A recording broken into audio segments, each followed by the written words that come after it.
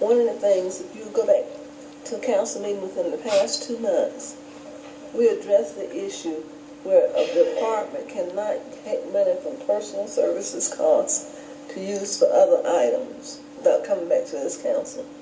Only council can do that.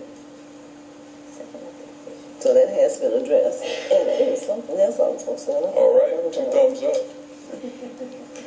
Thank you. Okay, Mr. City Manager. Oh, excuse me, Councilman Barnes. I thought we had agreed on a work session.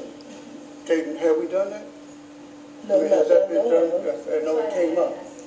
Well, at the last meeting, it was said a work session, but no date was discussed. Okay, but no date. So are we going to?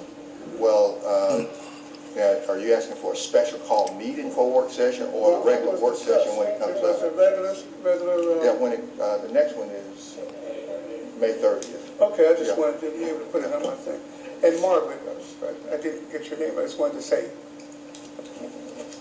I recognize you. Mr. City Manager. Okay, Mayor Pro Tem, I know it's time for my agenda, but what I'd like to do is call up my update following Mr. Stroh's discussion. I've got an update listed where Deputy City Manager Pam Hodge is going to do an update on request for information. Okay, and I know what else I wanted to say. In relation to sales taxes, one of the hardest things, one of the hardest problems we have is knowing exactly what our sales taxes are for this community. Well, that's because sales taxes go from the vendor to the state send them back to us, but they cannot tell us exactly what they received and who they received it from. And that has been an ongoing fight for 29 years I've been down here, 28 years. And it's not just us, other communities have the same problem. So we're at the mercy of the state. You're absolutely correct, Mayor Pro Tem, and Deputy City Manager Hodge is going to address that in her presentation. But you're exactly right.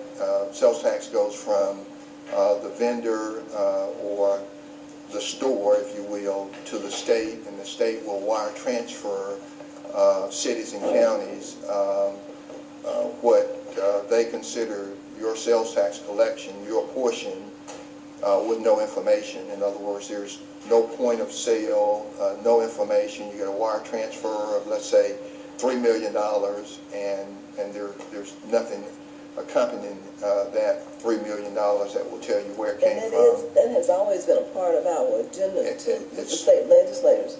And I can also say the Georgia Municipal Association has also made that one of their agenda items. That's correct, and she's going to talk further about that as she goes through her presentation. Deputy City Manager Pam Hodge.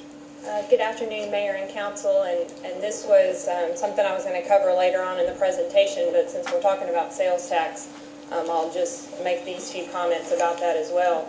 We've had for SPLOST, for many years after SPLOST has ended, we continue to receive SPLOST proceeds, and the question was raised, well, why don't you stop them from submitting dollars that they shouldn't be collecting? We've contacted Department of Revenue numerous times, and their response to us was the only way that they would tell a business to no longer collect SPLOST dollars would be if they came up for a random audit and they determined they were collecting sales tax that was not in effect any longer, which ended in September of 2008. And so they said that burden is on the local governments. So we, at the time when the SPLOST ended, we sent postcards out to every single business that's registered with the city that said, this SPLOST is ending, it's no longer to be collected, you need to change your system in order to not collect the SPLOST. We did the same thing when the OLOS took effect in January 2009, notified all the businesses again. They also, when they go on to remit online, there is not a space for SPLOST when you remit online, which tells me these are businesses that are possibly filling out paper returns.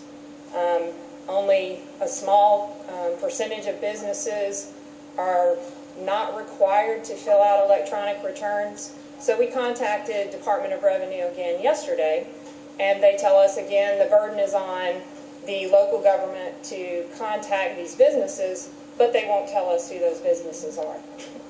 So again, we're in the same position as the Mayor Pro Tem has indicated.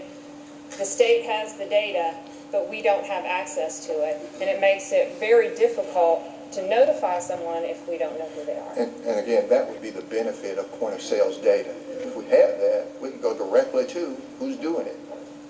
But with a wire transfer and no list of businesses or data, how do you go and find them? So that's the dilemma, the problem that we have. So before I start responding to the request for information